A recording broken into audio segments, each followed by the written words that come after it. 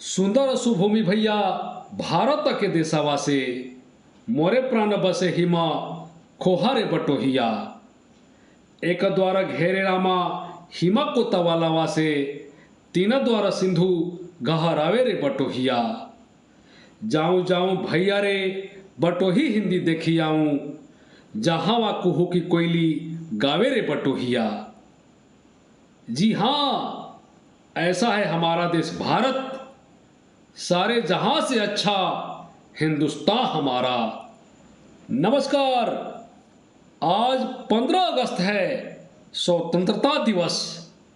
स्वतंत्रता दिवस के पावन अवसर पर मेरे प्यारे भारतवासियों को लख लख बधाइयां, शुभकामनाएं एवं देश के खातिर अपने प्राणों को न्यौछावर करने वाले वीर जवानों को कोटि कोटि प्रणाम। आज हमारा देश भारत आजादी का 78वां स्वतंत्रता दिवस मना रहा है। 15 अगस्त 1947। इस दिन को किसी परिचय की जरूरत नहीं है।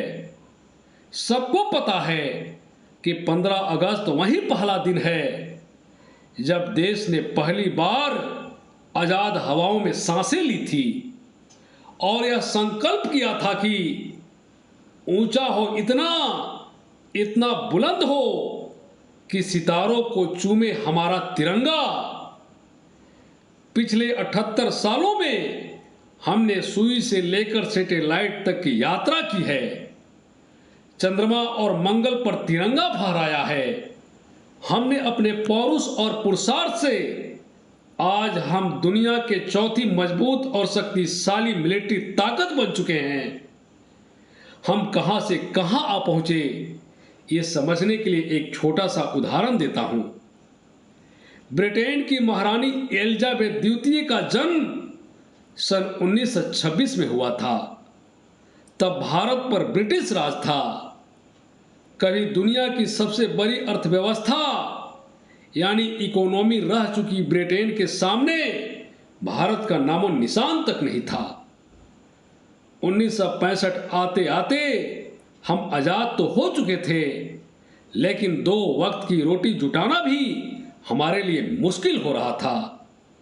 हमारे प्रिय और यशस्वी प्रधानमंत्री श्री लाल बहादुर शास्त्री ने देशवासियों से अपील की थी कि सप्ताह में एक दिन उपवास रखें, और ये अपील करने से पहले खुद शास्त्री जी ने भी सप्ताह में एक दिन अपना भोजन का त्याग कर दिया था। लेकिन आज जब ब्रिटेन की महारानी एलिजाबेथ द्वितीय का देहांत हुआ, तब हमने उसी ब्रिटेन को जो हमें वर्षों तक गुलाम बनाकर रखा, उसे पछाड़ कर दुनिया की 5वीं अर्थव्यवस्था बनने का तमगा अपने नाम कर लिया।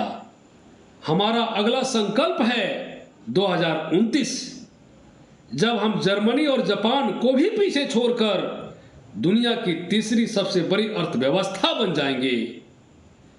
और कल जो 2 वक्त की रोटी भी बड़ी मुश्किल से जुटा पाते थे, आज हम कृषि के क्षेत्र में इतना आत्मनिर्भर हो गए हैं कि हम दूसरों का भी पेट भरने के लिए अन्न का निर्यात करते हैं।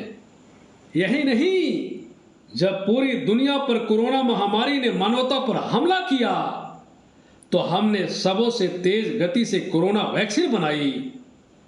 स्वयं अपनी कोरोना से रक्षा तो किया ही, लगभग 95 देशों को भी वैक्सीन का दान दिया और उनके प्राणों की रक्षा की।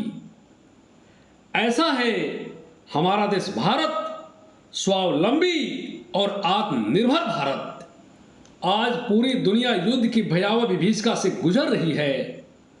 हमारा पड़ोसी मुल्क पाकिस्तान को आतंकवाद और कट्टरवाद ने निगल लिया है, जो आज कटोरा लेकर पूरी दुनिया में भीख मांग रहा है।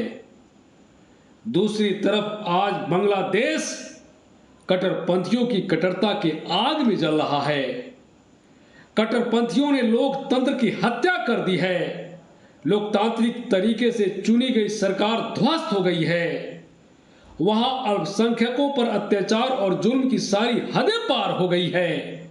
मानवता चीख रही है, चिल्ला रही है। यहां तक कि बांग्लादेश की प्रधानमंत्री शेख हसीना को भी अपनी जान बचाकर भागना पड़ा है और भारत ने उन्हें शरण दी है। आज हमारा देश भारत पूरी दुनिया में नित नया कीर्तिमान स्थापित कर रहा है। जो देश पहले हमें सांप सपेरों का देश कहते थे, आज हमारी बुलंदी और कामयाबी का लोहा मान रहे हैं। आज पूरी दुनिया हमारे तरफ नजर गड़ाए हुए है कि भारत और केवल भारत ही विश्व युद्ध के खतरों से हम सबों को उबार सकता है, क्योंकि सबको पता है कि भारत में रहने वाले लोग बुद्ध को मानने वाले लोग हैं, युद्ध को नहीं। हम शांति चाहते हैं, प्रेम बांटते हैं। हम हर एक इंसान में भगवान का दर्शन पाते हैं। हम अल्पसंख्यक और बहुसंख्यक में भेद नहीं करते। हम मानवता की रक्षा के लिए हमेशा खड़े रहते हैं। ऐसा है हमारा देश भारत। डॉक्टर अंबेडकर ने कहा था कि किसी भी देश के विकास का पैमाना यह है कि उस देश की महिलाएं आर्थिक और सामाजिक रूप से कितना समृद्ध हैं, कितना स्वतंत्र हैं। भारतीय महिलाओं का पुरुषों के साथ कदम से कदम मिलाकर चलना और देश के प्रगति में अपना महत्वपूर्ण योगदान देना, जो भारत को विकसित देश बनाने की दिशा में एक सार्थक कदम है। आज महिलाएं खेल का क्षेत्र हो, सुरक्षा का क्षेत्र हो, सेना हो या अन्य सभी जगह वह अपनी सेवा से देश की प्रगति और प्रतिष्ठा में चार चांद लगा रही हैं। इस प्रकार हमारा देश भारत पिछले 78 सालों से हर मोर्चे पर सफल रहा है और आगे भी रहेगा। और आज हम गर्व से कह सकेंगे कि हम भारतीय हैं। एक बार पुनः स्वतंत्रता दिवस की ढेर सारी बधाइयां।